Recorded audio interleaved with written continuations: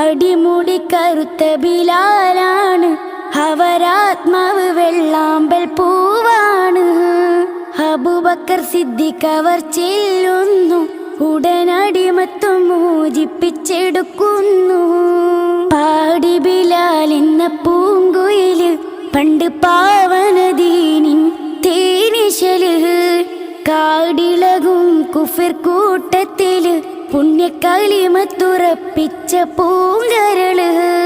പാടി ബിലാൽ എന്ന പൂങ്കുയില്, പണ്ട് പാവനദീനിൻ തേനിശല്.